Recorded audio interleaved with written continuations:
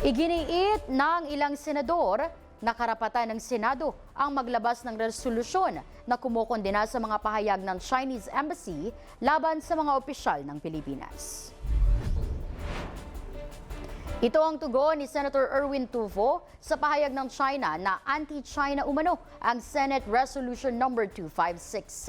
Ayon kay Tulfo, bilang bisita sa isang bansa, nararapat lamang na igalang ang mga batas at proseso ng host country. Binigyang diin ni Tulfo na hindi isang political stand ang resolusyon kundi bahagi ng mandato at karapatan ng Senado. Hindi rin aniya malisosyo ang inilabas na caricature ni Philippine Coast Guard spokesperson Commodore J. Tariela dahil saklaw ito ng freedom of expression at batay sa aktwal na nararanasan ng ahensya sa West Philippine Sea. Nauna nang sinabi ni Senator Kiko Pangilinan na ang matinding reaksyon ng China sa resolusyon ng Senado at sa issue ng Vienna Convention ay patunay lamang umano ng pambubuli. Giit naman ni Senator Risa Hontiveros, walang sinumang dayuhang opisyal ang maaaring pumigil o magdikta sa paggawa ng batas o paglalabas ng resolusyon ng pamahalaan ng Pilipinas. Kaugnay nito, pinabulaanan naman ni Commodore J. Tariela ang panawagang humingi siya ng paumanhin sa China.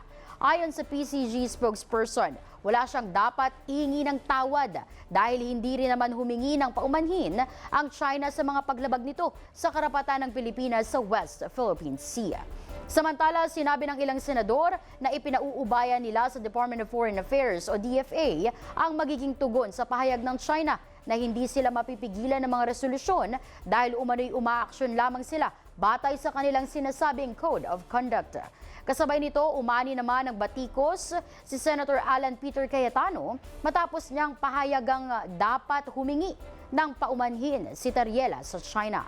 Ayon kay Mamamayang Liberal Party List Representative Leila de Lima, walang ginawang mali ang PCG spokesperson kundi ginampanan lamang ang kanyang tungkulin na ipagtanggol ang bansa laban sa umano'y Chinese propaganda.